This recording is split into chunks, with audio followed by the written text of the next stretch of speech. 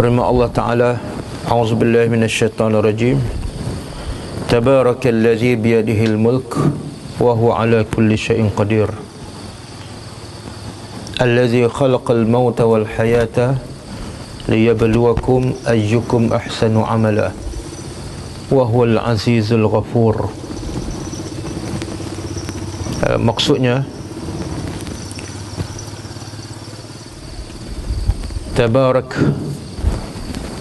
Tabarak maksud dia ialah dari segi bahasa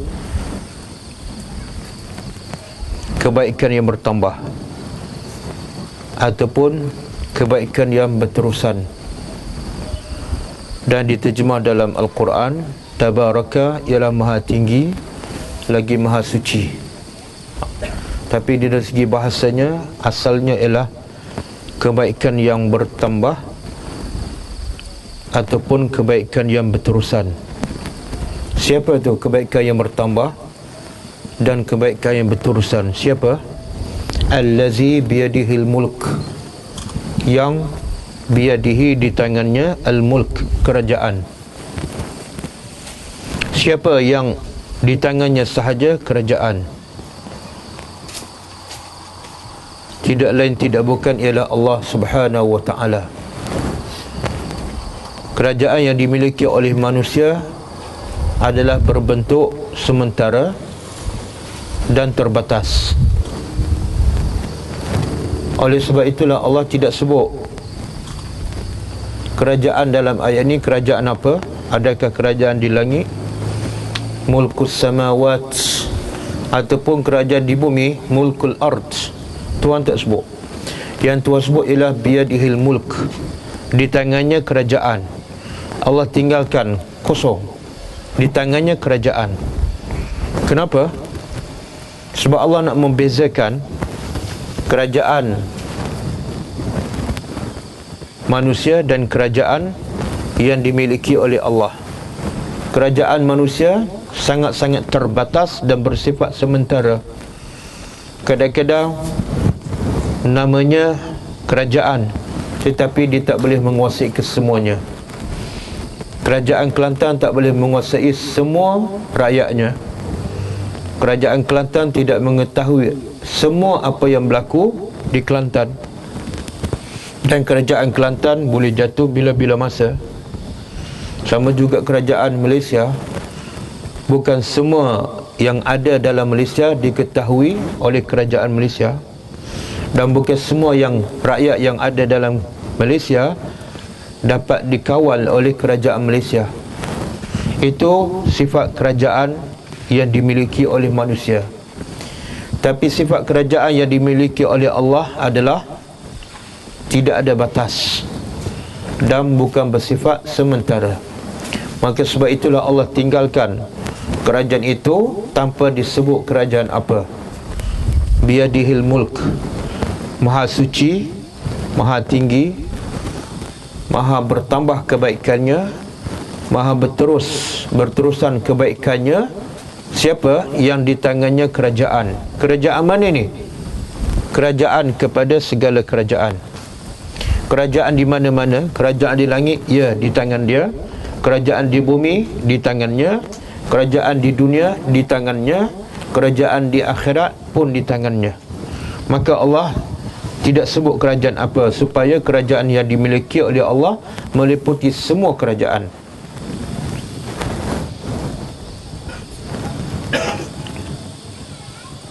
Kenapa Allah sebut di tangannya kerajaan? Sebab antara sebab manusia tidak mentaati perintah Allah, antara sebab manusia sentiasa lupa kepada Allah ialah sebab manusia tidak sedar bahawa Allah itu sangat-sangat berkuasa dan Allah boleh hancurkan apa sahaja mengikut kehendaknya tanpa dihalang oleh sesiapa. Dan Allah boleh membina ataupun mencipta apa sahaja mengikut kehendaknya bila-bila masa dan di mana sahaja tanpa ada sesiapa yang boleh menghalangnya. Jadi sebab bila manusia tidak sedar, tidak yakin kebesaran Allah, maka Allah sebut Tabarakallazi biyadihil mulk.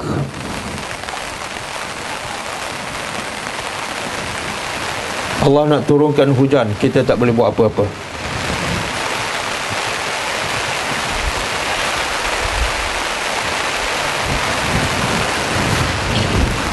Tabarakallazi biyadihil mulk wa huwa ala kulli syai'in qadir. Dan dia atas segala sesuatu qadirun, maha berkuasa. Allah maha berkuasa atas segala sesuatu. Allah nak bagi kaum Nabi Lut diterbalikkan, yang bumi di atas menjadi di bawah, yang bumi di bawah menjadi di atas. Wa huwa ala kulli syai'in qadir. Allah nak hancurkan Firaun dengan air lembut. Wa huwa ala kulli syai'in qadir. Tidak ada siapa dapat menghalangnya. Kemudian Allah sebut apa bentuk ataupun contoh Allah tu maha berkuasa atas segala sesuatu, dan di tangan Allah segala kerajaan. Apa contoh? Allah sebut dalam ayat seterusnya, allazi khalaqal mauta wal hayat. Bukti Allah itu maha berkuasa, bukti Allah itu di tangannya segala kerajaan ialah allazi khalaqal mauta. Allah boleh mencipta al-maut, kematian, wal hayat, dan kehidupan. Allah sebut yang semua manusia tak mampu melakukannya. Siapa yang mampu menghidupkan manusia dan mematikan manusia? Sebab itulah Tuhan sebut dalam surah Al-Baqarah bagaimana perdebatan antara Ibrahim AS dengan seorang raja yang katanya bernama Namrus. Allah berkata dalam surah Al-Baqarah, alam tara ilal ladzi hajja Ibrahim an atahu al-mulk. Tidakkah kamu lihat orang yang berdebat, berhujah dengan Nabi Ibrahim AS, dan orang itu Allah bagi kerajaan kepadanya. Tuhan tak sebut siapa, cuma dalam tafsir disebut Namrus bin Kan'an. Dan yang terbaiknya kita jangan sebut nama. Bila Allah tak sebut nama, jangan kita sebut nama.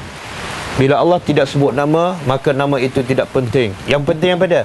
Allah nak bagi tahu manusia bila ada kerajaan, bila ada kuasa, dia akan melampaui batas sampai tahap dia mengambil hak Allah. Dia mengaku dia boleh lakukan apa yang Allah boleh lakukan. Jadi ketika Ibrahim ditanya oleh raja ini, siapakah Tuhan kamu? Maka Ibrahim menjawab, kalau orang tanya kita, siapa Tuhan kita? Kita nak jawab apa?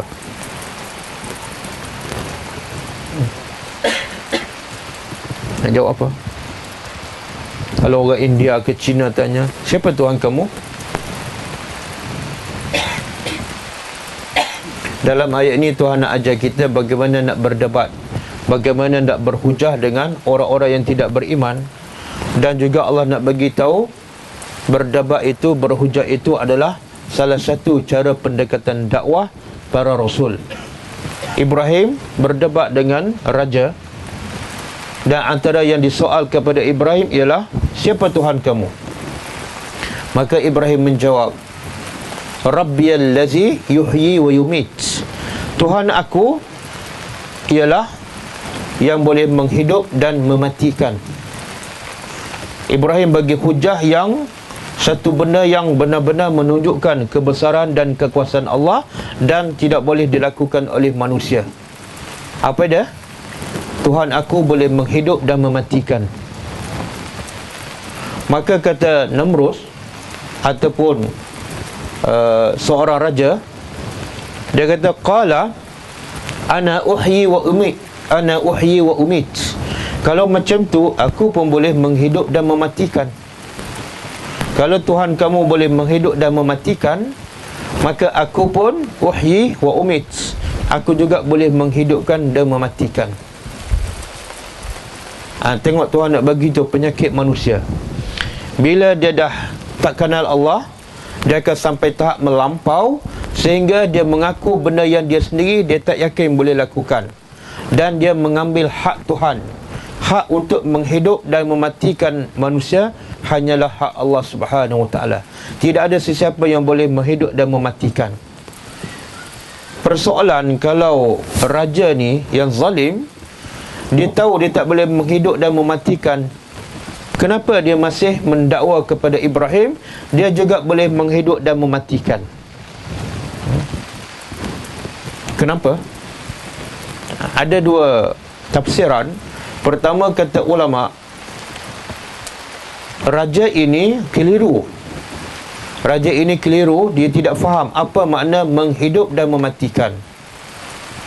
Lalu disebabkan kekeliruan dia, dia ambil dua orang lelaki, seorang dia bunuh dan seorang lagi dia biarkan hidup.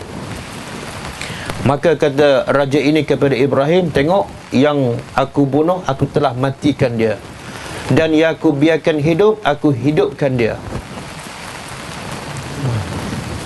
Betul? Betul tak? Itu bermakna menghidup dan mematikan. Apa makna menghidupkan? Menghidupkan ialah yang asalnya tiada, Allah menghidupkan.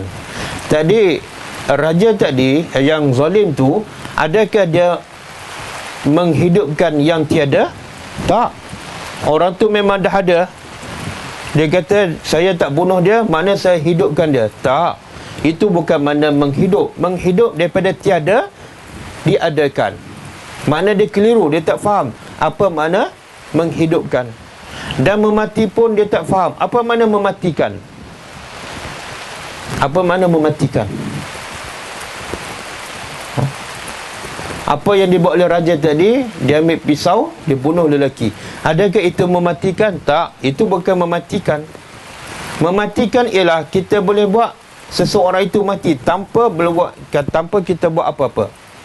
Contoh saya kata, mati? Dia pun mati. Tapi apa yang dilakukan oleh raja yang zalim, dia ambil pisau, dia bunuh, dia tikam. Itu bukan mematikan, itu melakukan perbuatan yang menyebabkan kepada kematian. Kalau mematikan tak payah ambil pisau, tak payah tikam, niat je, mati. Tapi dia tidak mampu. Jadi sebab pertama, kenapa raja yang zalim mengaku dia boleh menghidupkan, mematikan, sebab dia sendiri keliru apa makna menghidup dan mematikan. Satu. Yang kedua, kenapa dia mengaku dia boleh menghidupkan dan mematikan? Kata ulama, dalam hati dia memang dia cukup yakin dia tak boleh menghidupkan dan mematikan. Dia tak yakin pun. Tapi kenapa dia mendakwa? Sebab sombong. Dia cukup yakin bahawa dia tak boleh menghidup dan mematikan manusia, tapi dia mengaku sebab dia sombong. Itulah antara sebab manusia engkar perintah Allah, kufur kepada Allah, ialah bukan sebab jahil, tapi sebab sombong. Dan sebab itulah di hujung ayat Allah kata apa? Wallahu la yahdi al-qawm az-zalimin. Allah tidak akan memberi hidayah kepada kaum yang zalim. Allah tidak akan beri hidayah kepada kaum yang zalim. Di hujung kisah ni Allah sebut, Allah tidak akan memberi hidayah pada kaum yang zalim. Siapa yang zalim? Dalam konteks cerita perdebatan Ibrahim dengan raja yang zalim ni, di mana kezaliman? Apa kezaliman itu? Kezaliman dalam kisah ini ialah raja yang zalim ni, dia yakin dia tak boleh menghidupkan yang mati dan tak boleh mematikan yang hidup. Itulah kebenaran. Tapi dia tak boleh tunduk kepada kebenaran sebab sombong, maka orang itu adalah zalim. Orang itu adalah zalim. Dan bila dia zalim, iaitu tidak boleh tunduk kepada kebenaran, Allah tidak akan memberi hidayah. Allah tidak pernah zalim kepada hambanya. Hambanya mencari hidayah, Allah akan bagi. Tapi bila hambanya tak nak hidayah, apa bukti? Dia tahu dah kebenaran, tapi dia tolak. Dia tidak boleh tunduk kepada kebenaran. Ketika itu dia telah zalim kepada dirinya, dan Allah tidak akan memberi hidayah. Boleh. Jadi sekarang ramai orang yang faham zalim ialah rasuah, zalim ialah merompak, zalim ialah berzina, rogol. Kita dengar berita dua hari lepas lah, saya baca akhbar 2 pasang remaja di Pasir Putih, Kelantan. Pelajar sekolah, yang lelaki umur 17, yang perempuan umur 15. Satu tingkatan 5, yang perempuan tingkatan 3. Dia jumpa, dia buat laporan kepada polis. Dia jumpa satu bayi yang dibungkus, yang masih hidup. Dia kata dia jumpa di Jeram Pasu, Pasir Putih, tempat air terjun. Jadi polis pun ambil laporan dan pergi tengok tempat tu, pergi siasat. Tapi daripada percakapan tu, polis agak cerita ini adalah rekaan. Setelah disiasat, rupa-rupanya anak tu adalah hasil daripada pasangan remaja yang berzina. Nampak? Umur berapa lelaki? 17, perempuan 15. Apa kerja dia? Apa kerja dia? Pelajar sekolah. Pelajar sekolah kan.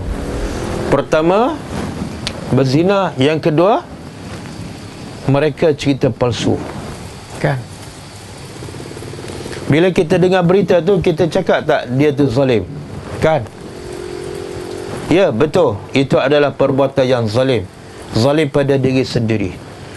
Tapi bila kita tahu kebenaran, kita tak tunduk kepada kebenaran. Kita bukan berzina, kita bukan mereka cerita palsu, tapi kita tahu kebenaran. Contoh, solat itu adalah benar, tapi kita tak salat, kita adalah orang yang zalim. Kita adalah orang yang zalim. Dan bila kita zalim, wallahu la yahdil qaumaz zalimin, Allah tidak akan beri hidayat kepada orang yang zalim. Sebab itulah bila kita tak tunduk kepada kebenaran, hati kita akan menjadi keras dan kita tak akan jumpa hidayah Allah. Apa punca? Jangan salahkan takdir, tapi salahkan diri kita sendiri. Sebab kita tahu banyak kebenaran, tapi kita tidak tunduk kepada kebenaran. Itulah punca hidayah tidak masuk dalam hati kita. Boleh? Dan sebaliknya, Allah tidak pernah zalim kepada manusia. Allah tidak bagi hidayah bersebab. Sebabnya apa? Manusia dah tahu kebenaran tapi tidak tunduk. Maka sebaliknya, bila kita tahu kepada kebenaran, kita tunduk kepada kebenaran, kita telah berlaku adil. Zalim lawan dia adil. Bila kita tunduk kepada kebenaran, kita telah berlaku adil. Dan bila kita berlaku adil, Allah akan bagi hidayah. Subhanallah. Semakin kita tunduk kepada kebenaran, semakin kita mendapat hidayah Allah, dan semakin kita dekat kepada Allah. Berapa ramai yang zalim pada diri sendiri. Dia tidak merompak, dia tidak berzina, dia tidak ambil rasuah, tapi dia tidak solat. Dia telah melakukan kezaliman kepada dirinya. Bahkan kata para tabi'in, antaranya ialah Abdullah bin Syaqiq rahimahullah, kata dia, para sahabat bersepakat bahawa satu-satunya amalan yang bila ditinggalkan, maka sahabat mengatakan ia adalah kafir.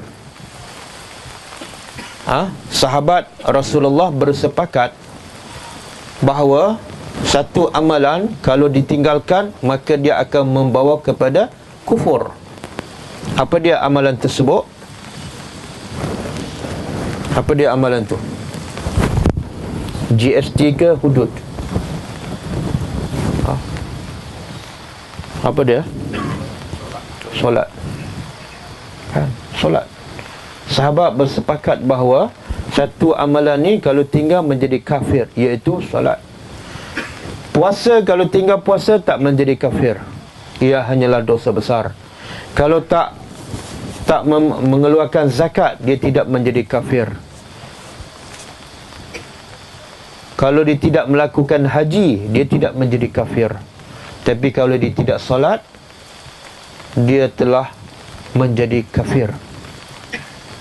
Dan sebenarnya itulah pendapat yang paling kuat. Dalam mazhab Hambali, siapa yang meninggalkan solat, dia telah menjadi kafir.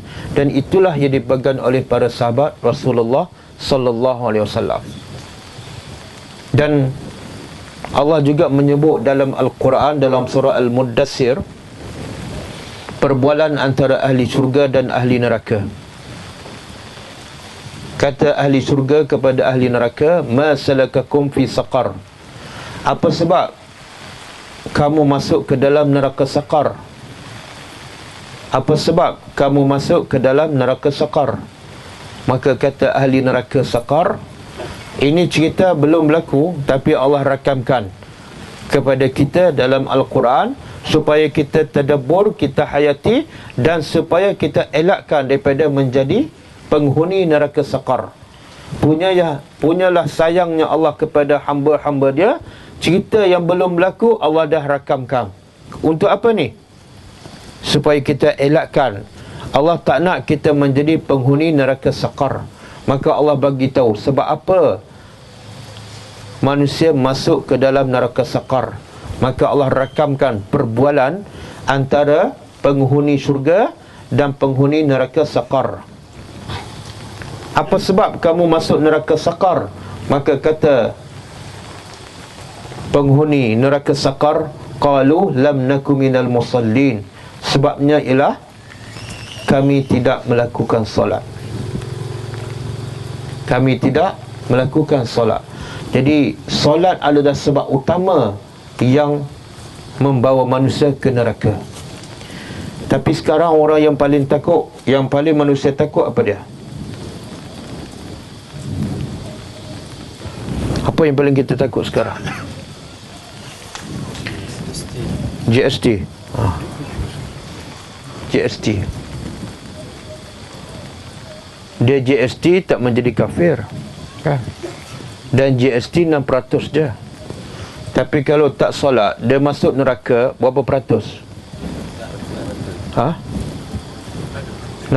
ke 60%? 100%. Tapi yang mana orang paling takut, paling risau, paling marah? GST ke tak solat? Subhanallah. Itu zalim. Kenapa kerajaan kenakan GST? Kenapa kerajaan kenakan GST?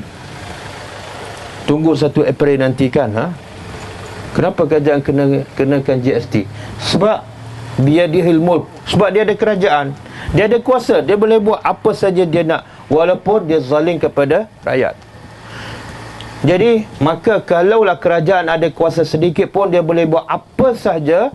Maka cuba bayangkan, tabarakallazi biyadihil mulk, Maha suci Allah yang di tangannya segala kerajaan. Kerajaan langit, kerajaan bumi, kerajaan dunia dan kerajaan akhirat. Kalau kerajaan dunia dia boleh buat apa saja, termasuklah dia paksakan cukai, maka kerajaan Allah yang meliputi dunia dan akhirat, dia boleh buat apa saja, termasuklah menghumbangkan manusia ke dalam neraka saqar. Maka sepatut kita lebih takut kerajaan Allah daripada kerajaan manusia. Kerajaan manusia dia boleh kenakan cukai, tapi manusia masih boleh hidup, manusia masih boleh bernyawa, manusia masih boleh makan. Tapi kalau kerajaan Allah kenakan manusia ke dalam neraka saqar, tidak ada sesiapa yang boleh menyelamatkan manusia. Jadi takutlah kepada Allah yang di tangannya segala kerajaan. Dan apa bukti Allah tu maha berkuasa? Allazi khalaqal maut, Allah yang menciptakan kematian dan wal hayat. Tengok antara kehidupan dan kematian, sepatutnya yang mana dulu? Kalau ikut tertib, ikut susunan, hidup dulu ke mati dulu? Hidup dulu kan? Siapa yang mati dulu baru hidup? Tak ada kan? Jadi kalau hidup dahulu, sepatut Allah sebut apa? Allazi khalaqa al-hayat wal maut. Allah yang menciptakan kehidupan dan kematian. Tapi dalam ayat Allah terbalikkan. Allah sebut dahulu kematian. Allazi khalaqal maut. Allah yang menciptakan kematian. Barulah Allah kata dan juga menciptakan kehidupan. Kenapa Allah terbalikkan? Kenapa Allah terbalikkan? Kata ulama, kata ahli tafsir, antara sebabnya ialah benda yang paling manusia lupa ialah mati. Betul? Dan benda yang paling manusia ingat dan tak perlu diingatkan ialah kehidupan. Maka Allah sebut mati dahulu untuk mengejutkan kita daripada tidur, bahawa mati boleh datang bila-bila masa, dan matilah yang akan menentukan manusia celaka ataupun bahagia, syurga ataupun neraka. Betul? Kadang-kadang Nabi kata ada manusia melakukan pada zahirnya amalan ahli syurga, tapi dia sebenarnya bila mati ahli neraka di penghujung kehidupan dia. Ada orang melakukan amalan ahli neraka, tapi sebenarnya dia adalah ahli syurga. Di penghujung kehidupan dia bertaubat, dia melakukan amalan ahli syurga, dan dia mati dalam beriman. Itu yang dikira. Maka sebab itu Allah sebut mati dahulu. Kenapa? Sebab manusia selalu lupa kepada kematian. Betul tak? Hari ni saja berapa kali kita ingat mati? Berapa kali ingat mati? Tak ingat sekali Abu. Berapa kali kita ingat hidup? Berapa kali hari ni saja, berapa kali kita ingat nak makan?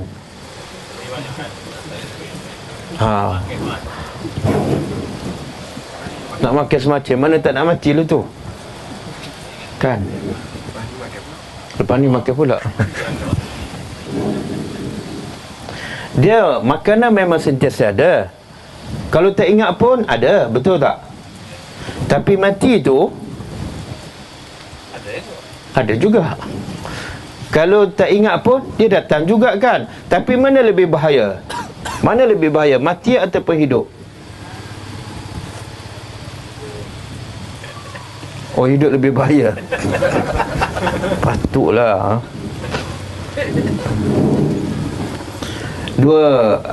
Minggu lepas, hari Sabtu lepas, ada kawan anak saya yang sulung, umur 23 tahun. Kawan dia daripada Kelantan, dulu belajar satu sekolah di Tapi sekolah Condong. Kemudian habis tu dia pergi maktab perguruan. Kemudian dia habis maktab perguruan, praktikal, mengajar di sekolah di Kuala Lipis. 2 bulan lepas dia kahwin, umur 23.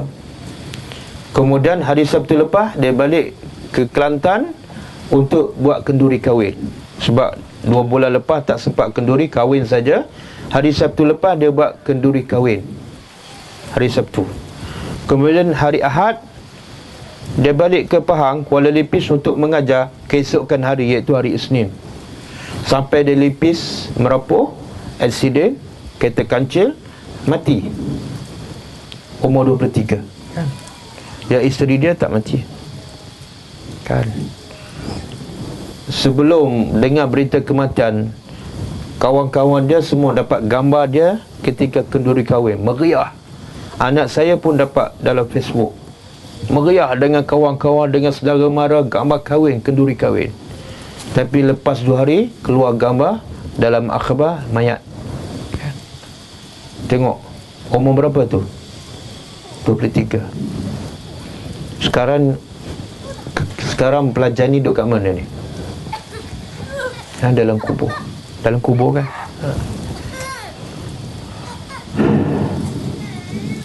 Cuba bayangkan kalau kita duduk tempat dia. Malaikat maut datang, ambil nyawa, kita pun dimandikan, dikafankan, disolatkan, kemudian semua kita sedar dan semua kita tahu orang sedang mengusung kita dan pergi ke kubur. Macam mana perasaan kita? Kadang-kadang orang nak masuk kawasan sini, orang tengok dalam kemah tu. Saya sendiri pun samalah. Bila saya tengok kemah tu, saya pun fikir macam mana orang boleh duduk dalam kemah. Kipas tak ada kan? Siang, malam kat situlah. Kadang-kadang nyamuknya saya pun tak boleh fikirkan. Kalau suruh saya rasa susah kot. Tapi selepas itu saya fikir balik, sebenarnya kehidupan dalam kubur lebih dahsyat daripada dalam kemah. Dalam kemah ada elektrik juga. Dalam kemah ada makanan. Dalam kemah ada pakaian. Dalam kemah ada anak, ada isteri.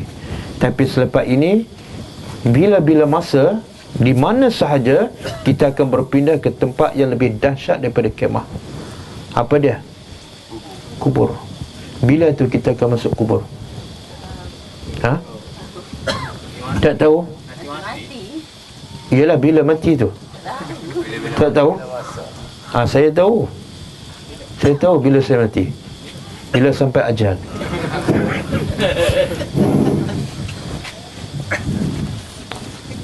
Dia kalau kita tak tahu, apa sepatut kita buat?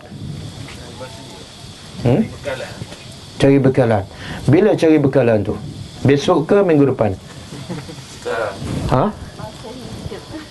Yalah, masa hidup sekarang, masa hidup. Bila? Hari ni ke, besok ke, minggu depan? Ya. Macam kita bila orang kampung Kemubu tahu kita nak datang bagi kuliah kan, bila buat persiapan ni? Apa tikar, apa sejadah, bila? Hari ni. Sebab apa hari ni buat? Sebab kita dah tahu kan?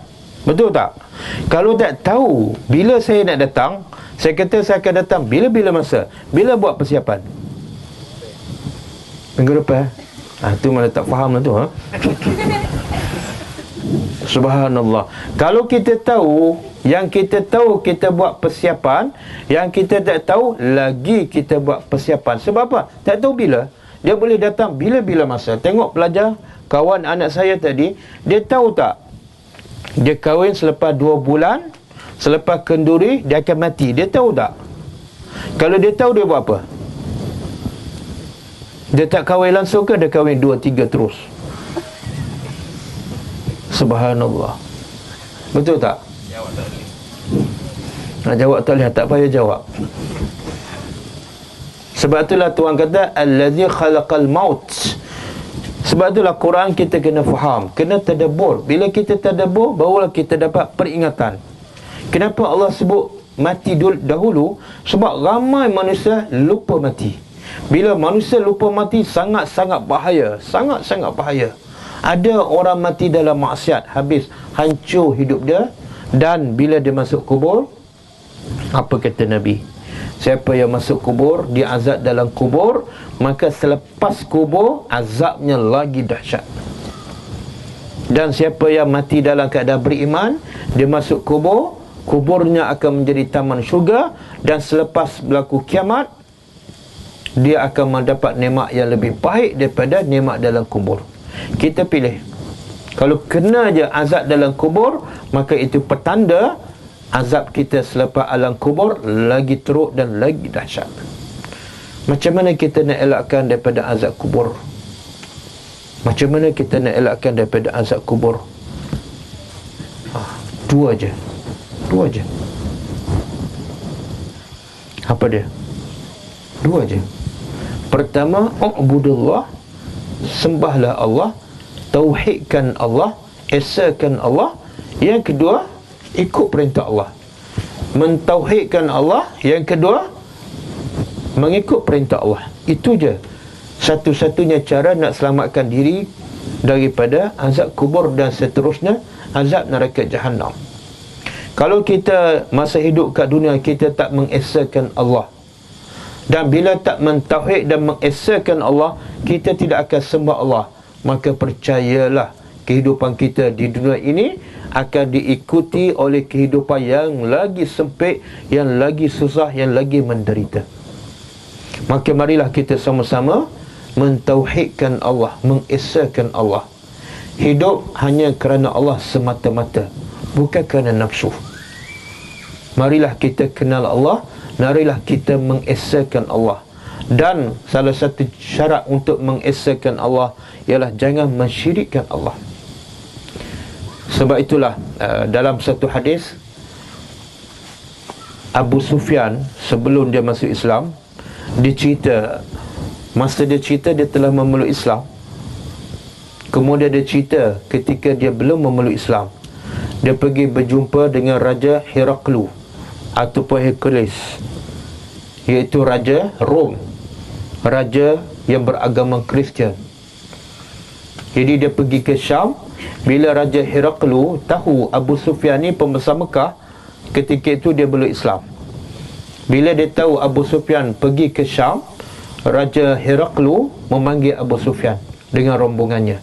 Raja Heraklu ni adalah seorang raja Kristian yang beragama Kristian dan cerdik. Dia banyak baca kitab-kitab Taurat dan Injil. Jadi dia nak pastikan Muhammad yang mendakwa dia Nabi kat Mekah betul tak Nabi, sama tak sebagaimana yang dia baca dalam kitab Taurat dan Injil. Maka setelah dia panggil Abu Sufyan, dia bertanya, apa yang Muhammad suruh kamu kat Mekah tu? Maka kata Abu Sufyan, yang ketika itu dia masih kafir tapi dia jujur. Dia kata apa? Muhammad di Mekah pertama disuruh kami an na'budallahi wahdah, supaya kami sembah Allah yang satu. Yang kedua, wala nusyrika bihi syai'a, dan supaya kami tidak mensyirikkan Allah. Kata Raja Heraklu, apa lagi yang Muhammad suruh? Muhammad suruh wa an natruka ma kana aba'u alaina, apa yang dilakukan oleh nenek moyang kami, termasuklah semua patung, Muhammad suruh tinggal. Syarat tauhid, jangan mensyirikkan Allah. Kalau kita mengesakan Allah tapi dalam masa sama kita sembah nafsu, kita percaya pada bomoh, kita solat pun tak, itu bukan mentauhidkan Allah. Tauhid mesti disamakan dengan tidak mensyirikkan Allah. Apalagi Muhammad suruh kamu di Mekah, Muhammad suruh kami selepas mentauhidkan Allah, setelah meninggalkan semua amalan-amalan nenek moyang kami, maka Muhammad suruh kami solat.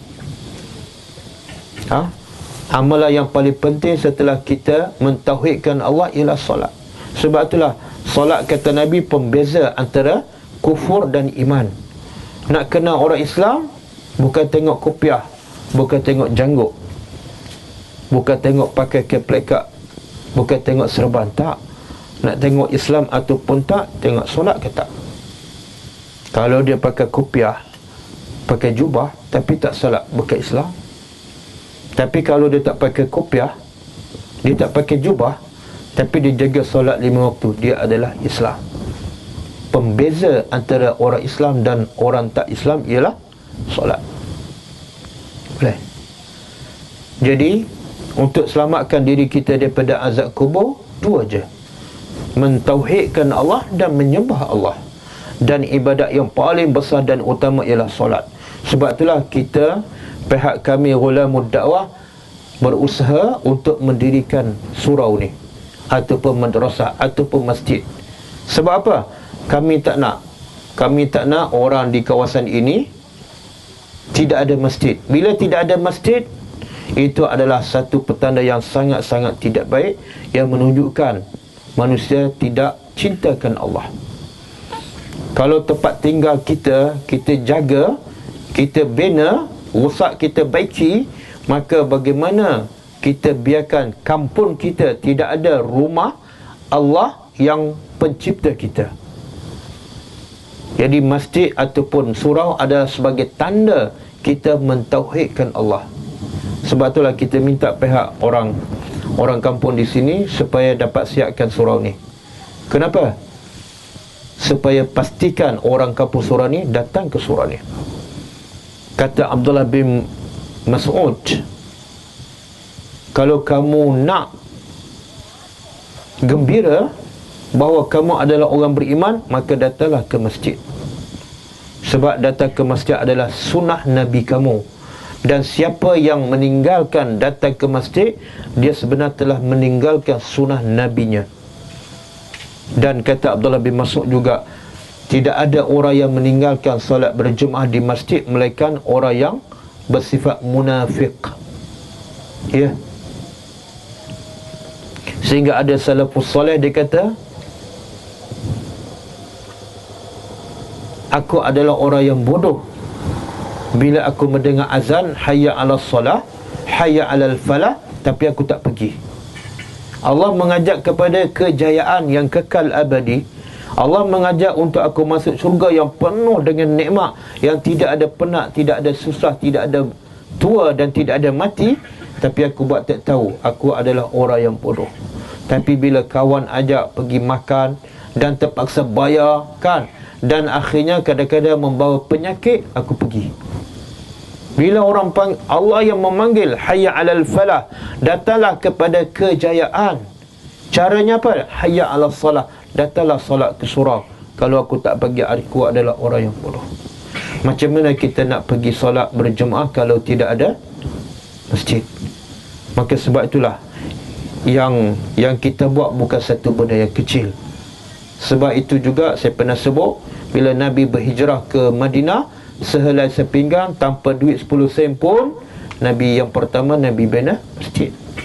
Sebab manusia tanpa hubungan dengan Allah, tanpa hubungan dengan rumah Allah, itulah petanda manusia telah rosak dan menyimpang jauh daripada tujuan manusia diciptakan. Dan dalam ayat yang kita baca, allazi khalaqal mauta wal hayata liyabluwakum ayyukum ahsanu amala.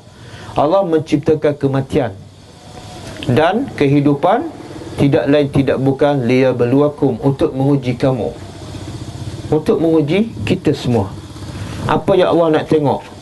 Bukan rumah kita kemah ataupun kayu, bukan rumah kita kayu ataupun batu, simen, bukan nak tengok kereta kita kancil ataupun BMW. Tak. Ya Allah nak tengok ialah ayyukum ahsanu amala, siapa amalannya yang paling baik. Dan percayalah, kita tak mungkin dapat melakukan amalan yang terbaik kecuali kita mendirikan solat ikut cara Nabi sallallahu alaihi wasallam. Sebagaimana sabda Nabi sallallahu alaihi wasallam, sallu kama ra'aitumuni usalli. Solatlah kamu sebagaimana kamu lihat aku solat. Dan Nabi tak pernah solat di rumah. Solat fardu Nabi tak pernah solat di rumah. Nabi solat di masjid. Jadi kalau nak solat kita terbaik dan nak kita berjaya dalam ujian Allah, maka pastikan kita bagi masa untuk Allah, bagi masa untuk rumah Allah. Kita sama-sama mendirikan solat jemaah di sini. InsyaAllah saya dengan kumpulan kami akan membantu. Kita akan datang sentiasa sekali sebulan ke untuk bagi tazkirah peringatan. Dan di masa akan datang, saya kalau boleh saya nak cari orang muda di kampung ni yang memang tak ada kerja, tapi boleh diajar, boleh dilatih. Kita nak bawa pergi duduk Kuala Lumpur 6 bulan ke. Kita nak ajar agama, ilmu agama, nak bagi dia faham Al-Quran, nak bagi dia faham sunnah. Kita akan bagi tempat tinggal, kita akan bagi makan, duit poket. Kerja dia apa dah? Kerja dia belajar aja, belajar Quran, belajar sunnah, sehingga dia faham. Lepas 6 bulan, ataupun kalau tak cukup setahun, kita akan hantar balik ke kampung dia di sini, kampung Kemubu. Apa kerja dia setelah balik di sini? Jadi imam di sini. Kerja dia ialah menghidupkan surau ni. Kerjanya ialah mengumpulkan orang kampung untuk datang ke masjid, dan kerjanya ialah untuk memberi kefahaman Islam. Kalau saya bina, pihak kami bina surau sahaja, tanpa ada orang yang menggerakkan, surau ni akan mati. Betul tak? Akan mati. Saya dah tengok banyak surau kat sini yang tak mati tapi mati, kan? Yang ni mati, betul-betul mati, sebab dah hanyut, kan? Jadi kita nak surau ni betul-betul hidup. Kalau boleh surau di kampung Kemubu ni jadi contoh kepada surau yang lain. Walaupun kampungnya tak besar, walaupun suraunya kecil, tapi hidup. Orang kampung ni datang. Subhanallah. Ada seorang sahabat, dia, rumah dia jauh daripada surau, daripada masjid. Lalu ditawarkan kepadanya, nak tak aku beli kepada kamu seekor keldai untuk kamu pergi ke masjid. Kesian kamu jauh, kemudian panas, kadang-kadang malam gelap. Apa jawapan sahabat ini?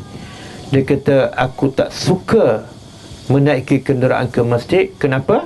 Setiap langkah yang aku berjalan menuju ke rumah Allah, Allah angkat satu darjah, Allah hapus satu dosa, Allah bagi satu pahala.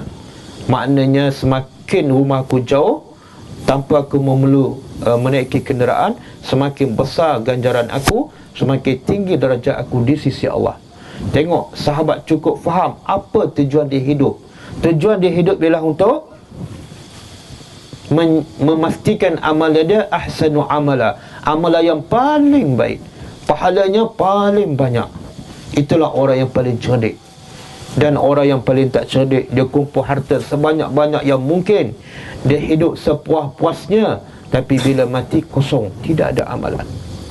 Boleh insya-Allah? Boleh ya? Ni adik boleh ni, orang muda ni. Boleh ya? Boleh ya? Pihak orang sini bagi kerjasama, bagi pada saya senarai nama orang muda ke, insya-Allah. Saya bukan cakap main-main. Sebab saya bina, pihak kami bina surah ni bukan saja sebab ada duit. Tak. Kami nak jalankan tugas kami sebagai seorang Muslim. Tugas umat Nabi Muhammad yang paling penting ialah kuntum khaira ummatin ukhrijat linnas ta'muruna bil ma'ruf wa tanhauna 'anil munkar. Kamu ni umat yang terbaik. Bila? Bukan sebab ekonomi kamu kukuh, bukan sebab negeri kamu ada bangunan pencakar langit. Tak. Kamu umat terbaik ialah bila kamu ta'muruna bil ma'ruf, kamu menyuruh perkara yang ma'ruf, wa tanhauna 'anil munkar, dan kamu mencegah kemungkaran. Barulah Tuhan kata wa tu'minuna billah. Setelah kamu buat dua ni, suruh yang ma'ruf dan cegah yang munkar, barulah Tuhan kata kamu ketika itu beriman kepada Allah. Dan kita selalu baca surah Yasin. Baca kan? Tuhan sebut, Tuhan rakamkan kisah seorang lelaki yang berdakwah. Waja'a min aqsal madinati rajulun yas'a. Datang daripada hujung kota sana seorang lelaki yang beriman. Seorang, bukan ramai. Saya datang ni ramai, tim saya, kumpulan saya ramai, kadang-kadang 10 orang, kadang-kadang 20 orang. Tapi dalam surah Yasin Allah menceritakan orang yang beriman pergi berdakwah seorang-seorang, rajulun. Kemudian datang pula daripada jauh, daripada hujung bandar, mana orang miskin. Kemudian yas'a, datang dengan bersegera. Kenapa bersegera? Sebab usaha dakwah tak boleh ditangguhkan. Kalau kita nampak orang nak jatuh lubang, kita tangguh tak? Tunggu sekejap, saya nak habiskan makanan. Kita tangguh tak? Nak jatuh lubang pun kita tak tangguh, apatah lagi manusia nak masuk neraka. Jangan tangguh. Maka Tuhan ajar kita dalam surah Yasin bagaimana sikap orang beriman bila melihat orang lain tak beriman. Apa dia? Waja'a min aqsal madinati rajulun yas'a. Datang dengan segera demi untuk selamatkan manusia daripada. Sebab itulah pihak kami sanggup datang daripada Kuala Lumpur. Sanggup datang. Dan ini kali kelima kami datang. Sebab apa? Kami, sepanjang kami datang ni, kami jumpa ada orang yang tak pernah solat, ada orang yang tak pernah baca Al-Quran. Maka kami tak boleh duduk diam. Ada pun orang di Kuala Lumpur ramai juga yang tak baca Quran, ramai juga yang tak salat, tapi mereka cukup mudah untuk mencari majlis ilmu. Ustaz-ustaz di sana cukup banyak, kelas-kelas agama bercambah. Tapi di sini tak ada. Betul tak? Surau ada tapi mati. Kalau hidup pun setakat solat, itu pun tak cukup 5 waktu. Kelas-kelas agama ustaz-ustaz tak ada. Betul kan? Jadi sebab itulah kami sanggup korbankan masa, dan kami bukan dibayar. Sebagaimana lelaki dalam surah Yasin datang betul-betul ikhlas kerana Allah, dan akhirnya lelaki ini dibunuh. Tapi bila dibunuh, Tuhan kata apa? Wa qila dukhulil jannah, masuk syurga. Subhanallah. Itulah matlamat hidup manusia. Bukan nak selamatkan isi perutnya, bukan nak selamatkan hidupnya, bukan nak selamatkan rumahnya, tapi nak pastikan hidupnya selepas mati ke syurga. InsyaAllah. Boleh? Jadi saya harap Yang datang malam ni pun tak ramai kan? Datang orang Kuala Lumpur lebih ramai daripada orang sini. Tak apa, tak penting. Bagi saya tak penting. Tak penting. Di peringkat awal ni, kita nak orang yang, kalau dapat 3 orang yang istiqamah, yang boleh hidupkan surah ni, itu satu dah kehebatan, satu kekuatan. Daripada mula-mula ramai datang, lepas tu tinggal imam saja, bila pun tak datang. Dapat 5 orang yang istiqamah lebih baik daripada 50 orang tapi tak istiqamah. Boleh? InsyaAllah. Tama-tama yang rumah-rumah dekat-dekat ni, datanglah. Percayalah, percayalah, kita tak akan rugi bila kita sentiasa dapat solat berjemaah di surah ni. Kalau tak siap pun boleh datang. Sekarang tak siap, kita boleh solat. Dan sebulan yang lepas kita datang, lagi tak ada apa kan? Dinding tak ada, tiang tak ada, kita boleh solat. Jangan buat alasan. Kenapa tak datang? Tak siap. Yang dulu siap pun tak datang juga. Jadi sebenarnya bukan masalah siap ataupun tak, tapi masalah kita kenal tak Tuhan kita, kita cinta tak pada Tuhan kita. Kalau kita kenal, kita cinta, kita akan datang ke rumahnya, InsyaAllah. Boleh Jadi saya nak simpulkan, hidup kita adalah ujian. Untuk apa Allah menguji kita? Untuk Allah melihat siapakah amalan yang paling baik. Jangan kita habiskan masa untuk kejar dunia dan harta yang Allah tidak ingin melihatnya. Jangan kita habiskan masa untuk jaga anak kita supaya berjaya dalam pelajaran, yang akhirnya Allah tak bertanya pun. Yang Allah nak tanya ialah ayyukum ahsanu amala. Pastikan amalan yang kita lakukan kepada Allah adalah yang terbaik dan yang berkualiti, InsyaAllah. Boleh InsyaAllah. Saya rasa cukup setakat ni. Tazkirah ringkas. Tazkirah ringkas. Tapi kalau makan ada tak ringkas? Tak ada kan? Sebab tu adil, tazkirah ringkas. Lepas ni makan ringkas je 10 minit je bagi masa. Boleh? Tak apa, makan sepuas-puasnya. Tazkirah ringkas ke panjang tak penting. Yang penting apa? Kita faham dan kita ambil pengajaran. Dan selepas ini kita amalkan. Itu yang penting. Kadang-kadang kita dapat satu ayat dalam satu kelas, kemudian kita amalkan, menyebabkan kehidupan kita berubah lebih baik daripada kita pergi 10 kelas, 10 orang guru, tapi kehidupan kita tak berubah. Boleh insyaAllah. Ada soalan tak? Tak ada. Kalau tak ada, saya rasa cukup setakat ni. Kita tutup dengan sama-sama membaca tasbih kafarah. Subhanakallahumma wa bihamdika asyhadu an la ilaha illa anta astaghfiruka wa atubu ilaik. Assalamualaikum warahmatullahi wabarakatuh.